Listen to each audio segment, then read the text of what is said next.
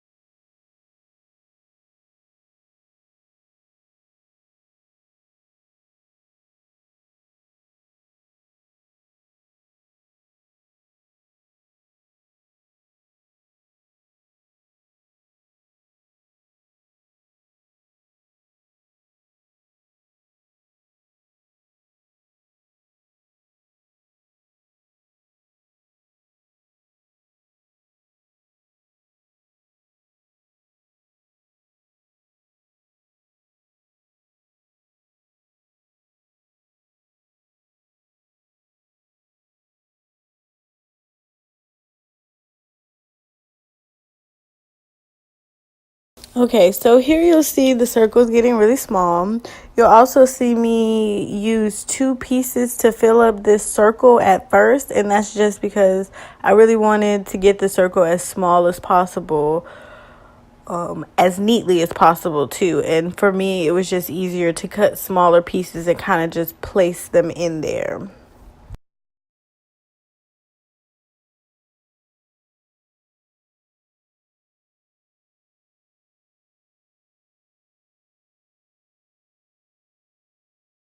So as you can see, I've gotten the circle as small as possible. Now I'm going to take, I took a little bit more track than I should have. You probably only want to take about as much track as your pinky, as the length of your pinky. And my auntie showed me this when I was a little girl. I don't know if she remembers this, but my auntie came and showed me how to make a closure for a full circle wig. And basically you take that track and you apply glue on it and you roll it up on itself like I'm doing right now. Once you do that, you're going to take it, and sometimes you can either press it or you can use a flat iron to press it and make it flat, and this is going to be your closure, and it just looks like it's growing out of your head. Not really. It's up to you. I did it like this because nobody's going to check me, and because it actually came out looking good, and because it's curly hair, it's a little bit easier to hide. I don't know if I do this with straight hair, but for this curly hair, it works wonderfully and beautifully. And it fit perfectly in there. So I'm just going to apply glue to the small section within the center of that little hole at the top of my wig. And I'm just going to plop it into that section and press it down. And that's the end of your wig. That's how you close off your wig. But you make an entire circle around the cap. Place it in that little hole. You want to leave just a small bit of space. Place it in there. And that's how you cap off your wig.